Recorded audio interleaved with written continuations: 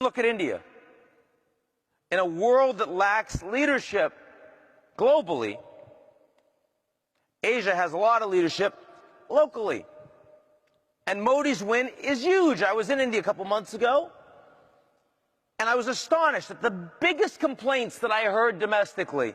I heard that Modi's traveling too much, spreading himself too thin, not able to follow up as much as people had hoped.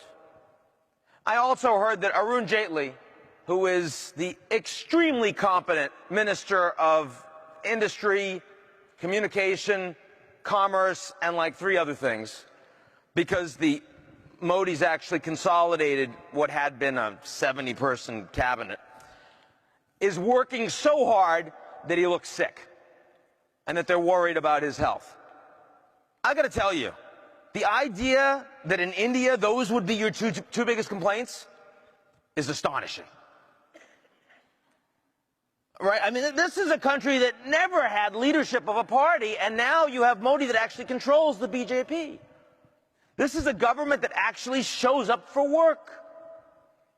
This is a government that actually isn't corrupt. Truly isn't corrupt. That's astonishing in India. Now, don't get me wrong. The place is decentralized. It's going to take a long time. But you have a good 9 chief ministers of key provinces along the Western Industrial Corridor. So it's Maharashtra, it's Modi's own historic Gujarat.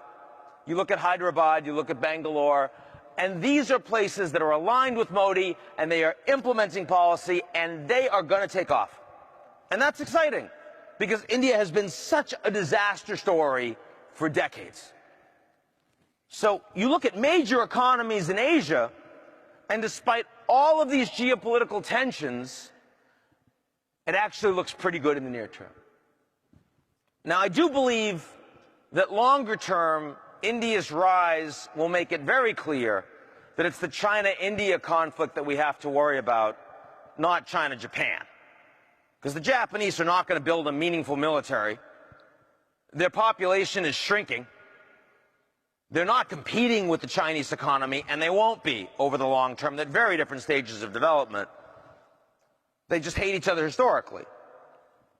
But India-China, if India is actually getting their game on, when you see Modi going to Vietnam and saying, we'd really like some blocks for exploration for energy, and in return we're going to sell you a bunch of Coast Guard vessels so that you can deal with the Chinese more effectively in the South China Sea, that long-term poses a serious problem. But not today.